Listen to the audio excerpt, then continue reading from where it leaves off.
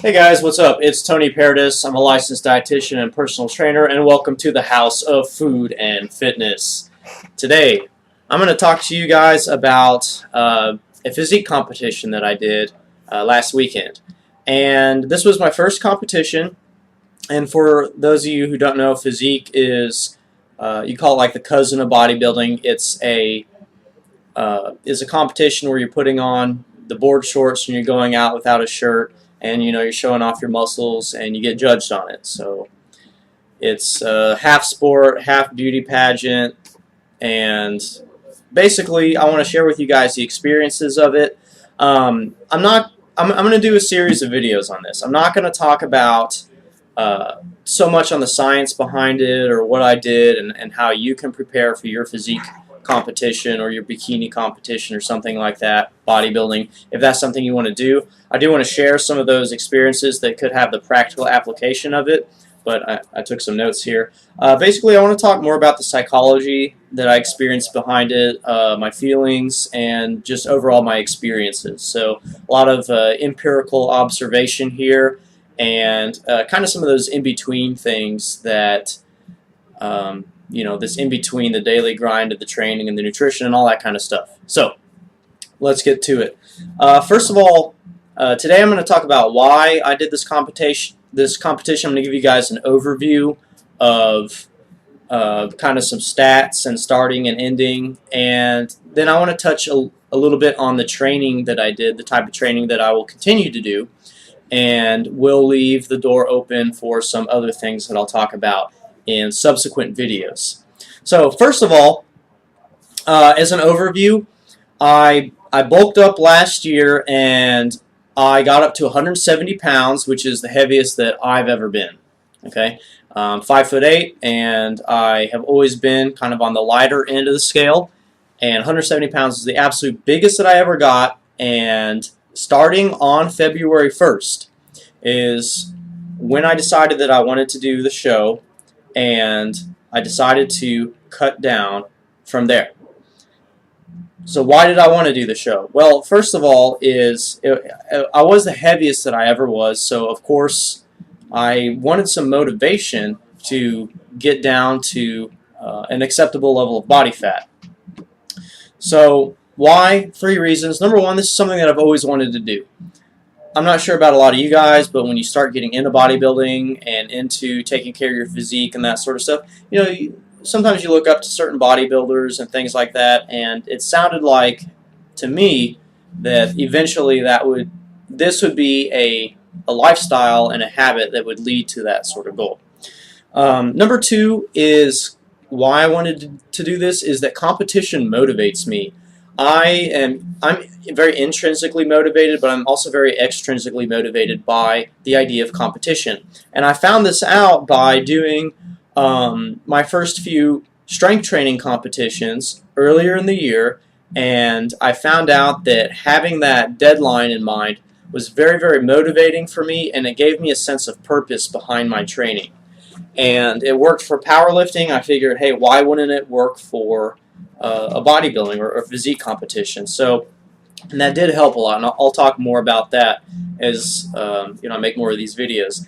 And I also just wanted it for the experience, for two different types of experience. One, to experience it as kind of an existential purpose, and also to experience it because I want to help other people prep for these kinds of shows. And obviously, just being a dietitian and a trainer, I know the technical aspect of how to get to that level, but just the personal experience and the ins and outs of doing it will make me more valuable as a coach. So something I always wanted to do. Competition motivates me, and I wanted the experience. So anyways, I kind of backtracked here. I started off at 170 pounds and about 20% body fat. And if I can find the picture, I'll link it in this video. If not, sorry, I'm not that technically inclined. I was definitely in the high teens, if not 20%, and I ended before the competition at 142 pounds, so just shy of 30 pounds weight loss and close to about 10% body fat.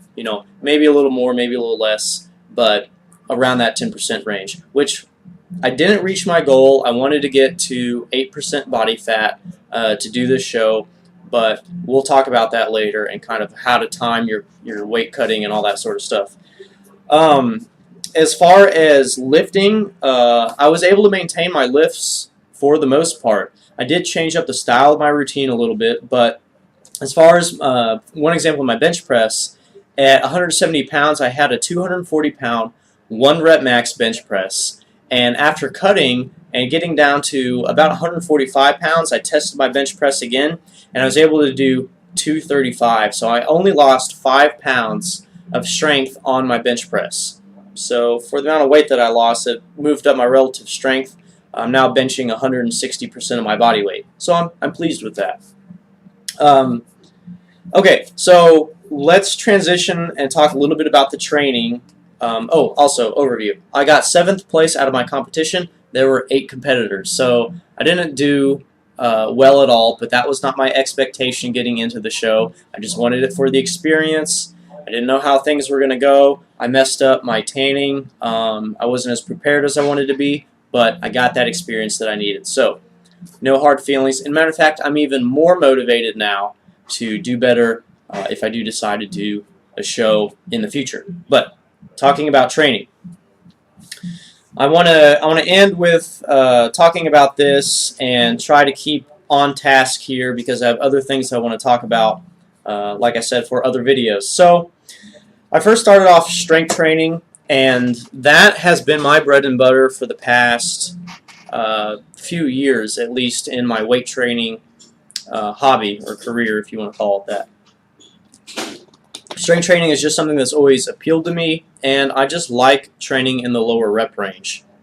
Also, it's easier for me to quantify progress with strength because if your 1 rep max goes up, you know you did a good job. Subjectively looking at muscle size and development and leanness, that just didn't really appeal to me because I'm a very skeptical kind of scientific person. So strength training has always appealed to me mentally, and physically I enjoy taking long rest times in between working out, and I enjoy lifting a heavier weight a few times than doing a higher weight, a less weight more times. So I knew that based on my results, for some reason in my mind I thought, oh, I'll just do powerlifting training and that'll get me the physique that I want. That'll get me the body that I want. And I did build a good amount of muscle. I did build a good amount of strength on this. But if you want to look like a bodybuilder, you have to train like a bodybuilder. So I finally wrapped my mind around this and succumbed to the dark side of more volume training. And I wasn't sure of where I wanted to start. I did a little bit of Lane Norton's PHAT training, power hypertrophy adaptive training, and that's where you do a little bit of powerlifting in the beginning of the week and a little bit of bodybuilding style training, high volume training later in the week. And that was actually a good transition for me. That was pretty hard getting used to, just the more amount of volume that I was doing, but it was a good transition. Then when I had decided, okay, I need a different mode of training, I follow Dr. Brad Schoenfeld on Facebook, and he wrote a book called the Max Muscle Plan or Program, and in it he takes you through a 6-month periodization phase. And this really appealed to me because the guy knows his onions. He knows his science, and he posts a lot of good research, and is, I don't trust a lot of other people with my body, but if I were to say I would do just about anything that guy recommends, it would be Brad Schoenfeld. And of course, looking at that and how that applies to the science and everything, everything looked good to me. So I started. He has 3 different phases. He has a strength building phase, kind of a metabolic conditioning phase or priming phase, and then a standard bodybuilding or a volume phase. And since I had done strength training for such a long time, I ended with a 405-pound deadlift, a 300-pound front squat, and a 170-pound overhead press. And I was pretty happy with that. I said, okay, I've already technically done a strength phase. Let's go into the metabolic conditioning phase. So this was a lot of reps, short rest time, kind of quick, fast-paced workouts. I think most of them were full body. And let me tell you what, guys, I thought that strength training was hard, but this absolutely killed me. I was so shocked as to how out of shape I was doing this sort of training. There were at least 3 different times where I had to stop to throw up on from doing the leg part of the workout, from trying to do high volume squats when I used to just be used to powerlifting. So I even emailed Brad a few times and asked him, hey, what do I do? Is this supposed to be happening? And he's a tough guy. He just said, get through it, and it'll be better next time. So I followed it, and good things happen. So start off with the higher volume. Very, very difficult training. Very difficult to wrap my mind around it.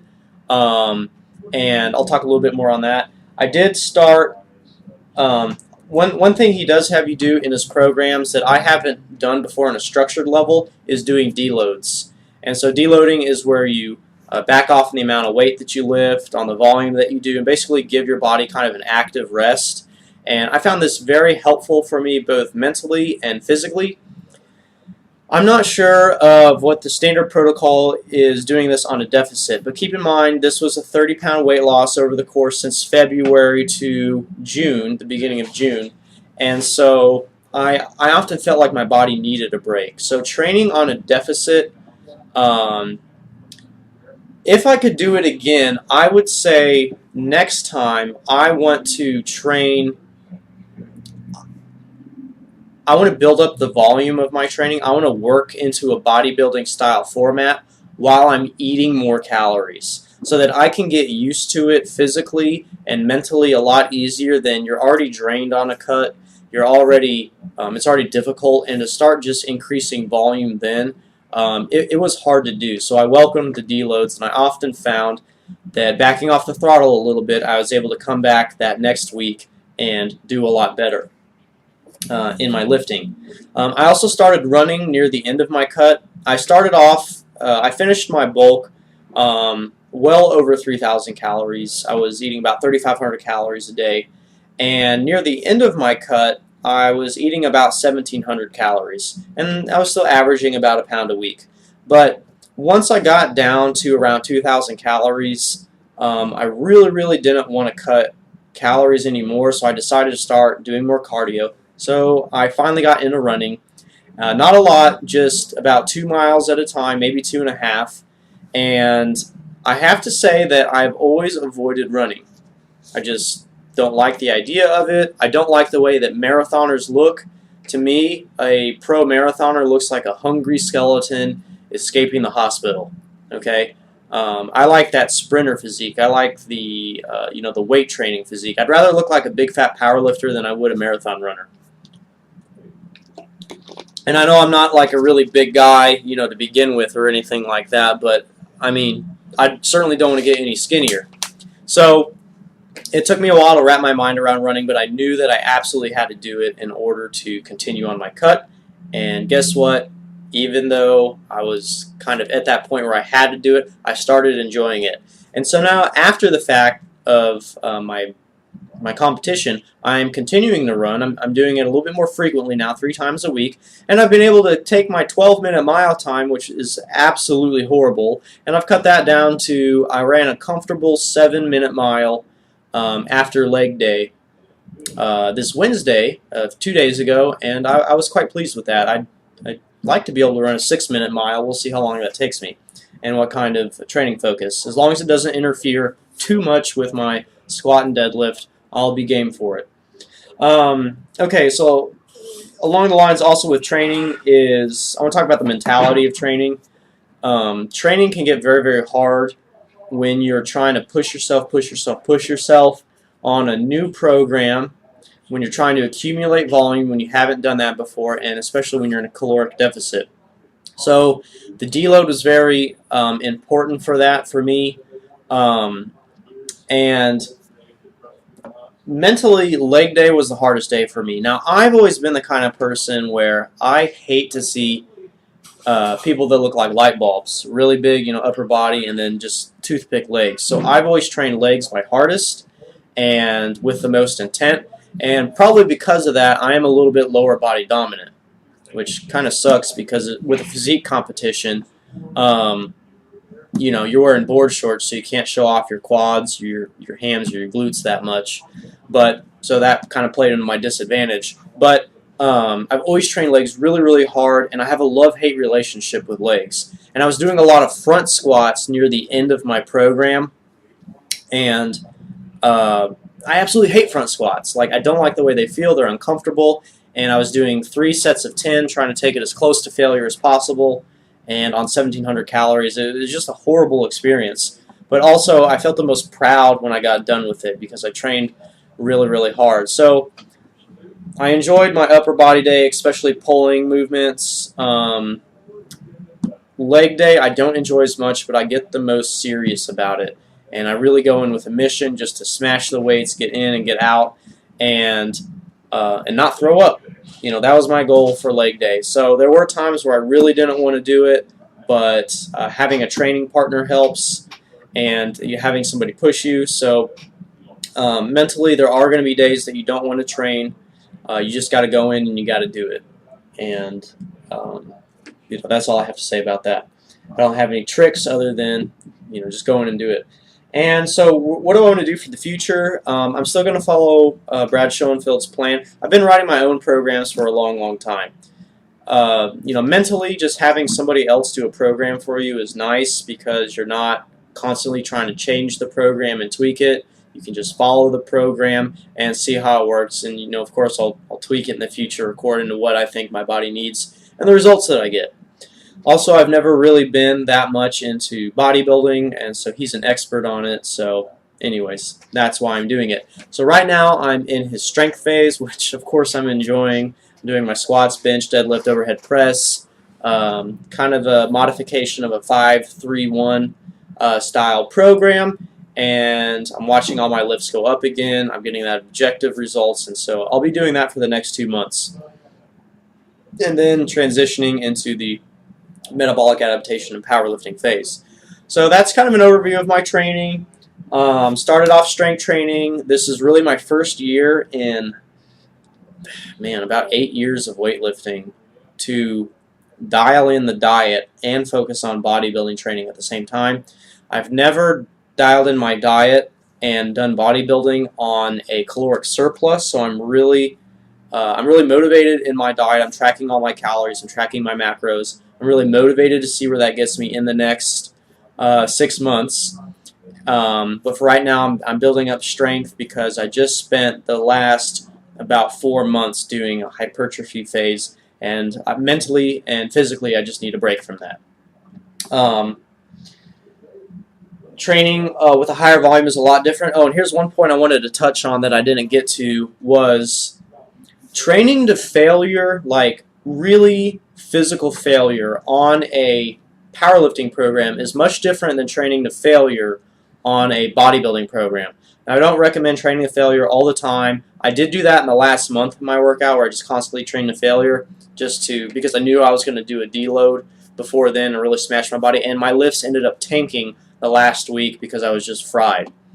I didn't do any extreme cutting or anything. It was just from the training my lifts tanked.